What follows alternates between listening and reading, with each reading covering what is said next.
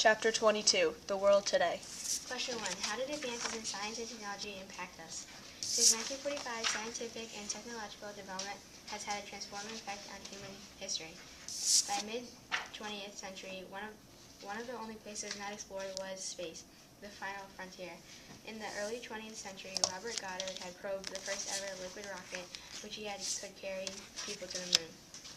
During the Cold War, the United States and the Soviet Union competed against one another in the space race to see who would make it to space first. The space age began when the Soviet Union launched Sputnik, the first official satellite into space. An artificial satellite is a man-made object that orbits a larger body. Rockets have helped us see the mist of Venus, the rings of Saturn, landed on Mars, and have seen the moons of Jupiter. Satellites that have been sent into orbit have three purposes: communications, observation, and navigation. The development of computers have helped us risen the term information age. A computer is a device for making mathematical calculations and for storing, processing, and rapidly manipulating data. Computer technology has made it easy to collect large amounts of data in a short period of time. The first computers, built in the 1940s, were very large and very slow. Later inventions, such as the silicon chip, have made it possible to reduce the size of computers into personal computers. A personal computer was created for individual users for a time for at home or work purposes. Personal computers replaced typewriters and account books in homes and businesses around the world. Using the internet, the user can become in contact with another user anywhere around the world. By the year 2000, the internet had grown into a network linking people, businesses, and government throughout the world. By the beginning of the 21st century, 6% of the world's population had access to the internet. In 2010, one-third of the world's population was using the internet. New developments in medicine and biotechnology has helped us find new ways to treat and prevent diseases. Biotechnology is the application of biological research to industry, engineering, and technology. In the post-war era, Dr. Jonas Salk had become a well-known name. He created a vaccine to help prevent the polio disease. In the 1970s, surgical advances had occurred. Doctors learned how to transplant organs to save lives. Also, lasers have made surgery safer and more accurate. Lasers are high-energy light beams that surgeons use to cut or repair tissues and organs.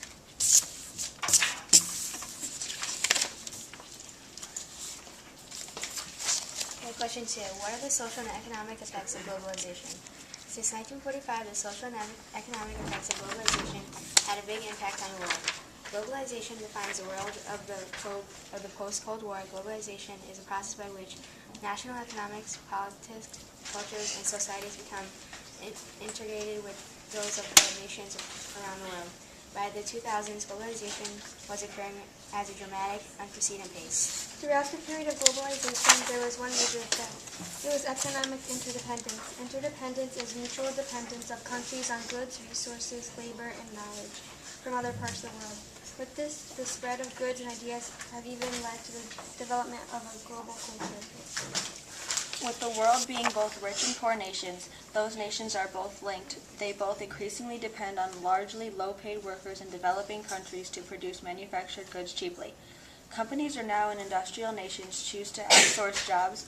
Outsourcing is the practice of sending work to companies in the developing world in order to save money or increase efficiency.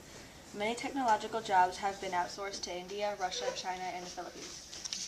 Globalization has had a huge growth of powerful and huge multinational corporations. Multinational corporations are companies with branches in many countries. They also help in many countries and sell their goods and services worldwide. They brought new technology to industries, building new factories and improved transportation networks and provided jobs. But some people say that these corporations have been taking large profits and are causing environmental damage and paying workers low wages. With what has happened throughout this globalization time, of good and bad, many nations have been forming regional blocs, which is a group of nations acting together in support of one another. One common group, and the largest, is the European Union, with other groups like these trying to lower trade barriers and try to have free exchange of goods and services. Some critics today are saying that industries are more eager for profits, which is endangering sustainability. That is the development that balances people's needs today while preserving the environment for future generations.